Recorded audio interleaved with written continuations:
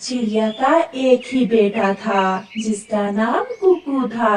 अपने पति के मर जाने के बाद उस चिड़िया ने अपने बेटे को बहुत मेहनत से पाल पोस कर बड़ा किया था। वो अपने बेटे को खुद से दूर नहीं करना चाहती थी, मगर उसका बेटा एक ही जिद पर था कि उसे विदेश जाना है। मम्मा, मुझसे नहीं होते ये खेती बाड़ी के काम। मैंने पढ़ा लिखा इसलिए नहीं है कि मैं खेतों में काम करूं।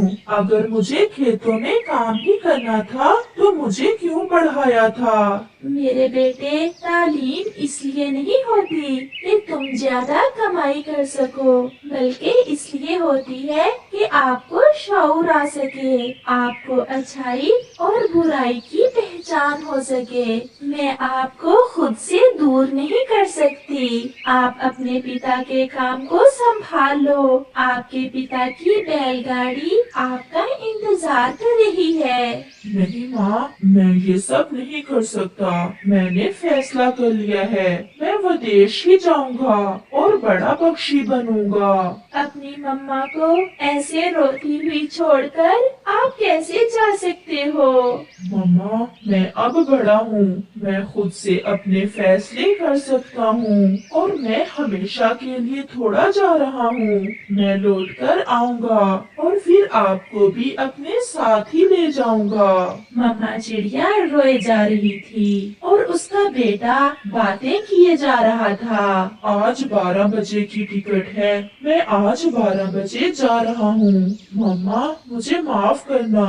अगर आप ऐसा ही चाहते हो तो जाओ मेरे बेटे, मगर इतना याद रखना, मैं आपके बिना जी नहीं पाऊंगी। फिर कुकू अपनी मम्मा को रोता हुआ छोड़कर अपना बैग उठाकर घर से निकलता है। वो ऑटो में बैठता है। साहिब, कहाँ जाना है? हवाई अड्डे। मुझे 12 बजे की फ्लाइट से विदेश जाना है। फिर वो पक्षी अपना ऑटो चलाता है। बहुत से पक्षी विदेश जाकर अपने माता पिता को भूल जाते हैं। न जाने वो ऐसा क्यों करते हैं। बाहर की जिंदगी बहुत मसरूफ है अंकल, वो भूलते नहीं हैं, मगर समय थोड़ा होता है इसलिए वो उनसे बात नहीं कर पाते।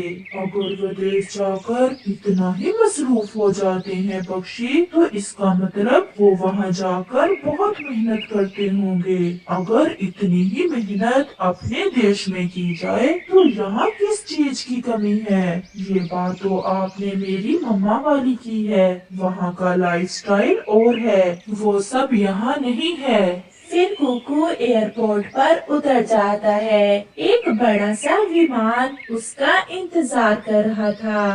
विदेश जाने वाले पक्षी फ्लाइट नंबर 00 पर सवार हो जाएं। फ्लाइट उड़ने ही वाली है। कुकू भी विमान में बैठ जाता है। तेज दौड़ने के बाद विमान हवा में बुलंद होता हुआ बादलों से भी ऊपर चला जाता है। कोई कुछ नहीं कर सकता, अब कुछ नहीं हो सकता। समय नहीं है, हर तरफ शोर मचा हुआ था। जब एक एयर होस्टेस पैगाम देती है, हमारा जहाज गिर जाएगा, बहुत कम समय है, इतना कि आप सब अपनी आखिरी चिट्ठी लिख सको। इस काले डिब्बे में अपने प्यारों के नाम संदेश लिखकर डाल दो। जल्दी करो, समय नहीं है।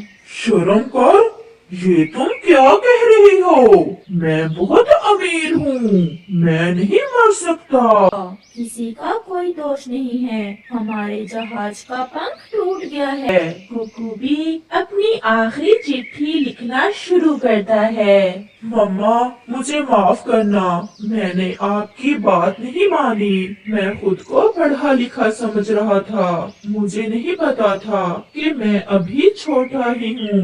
मम्मा, जैसे आप मुझे नहीं छोड़ना चाहती थी, मैं भी इस समय आपसे दूर नहीं जाना चाहता, मगर मम्मा समय नहीं है। आपका प्यार मुझे कैसे मिलेगा?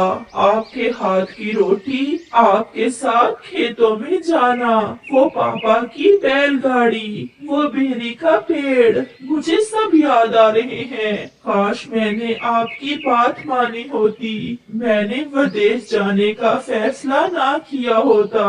कुकू ऐसे लिखे जा रहा था और रोए जा रहा था। जब से जहाज ने उड़ान भरी है, आप तब से ही सोए हुए हैं। क्या मैं आपको कुछ खाने को दूं? कुकू उठ जाता है। वो बहुत डरा हुआ था। ये तो केवल एक सपना था, सब ठीक है।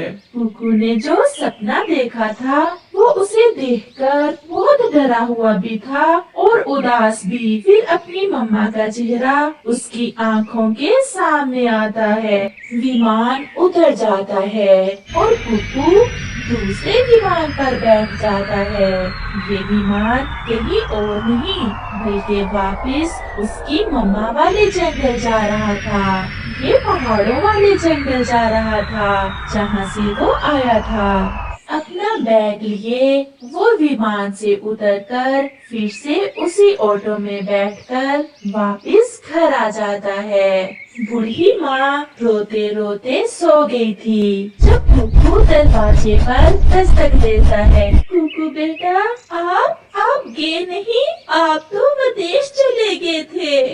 नहीं माँ, अगर मैं विदेश चला गया तो मेरे पापा की बैलगाड़ी कौन चलाएगा? ऐसा कहते हुए कुकू अपनी मम्मा को अपने गले लगा लेता है और दूसरे रोज अपनी मम्मा के साथ बैलगाड़ी पर बैठकर खेतों में काम करने चला जाता है। और आज जो खुशी उसे महसूस हो रही थी, इससे पहले उसे कभी नहीं हुई थी।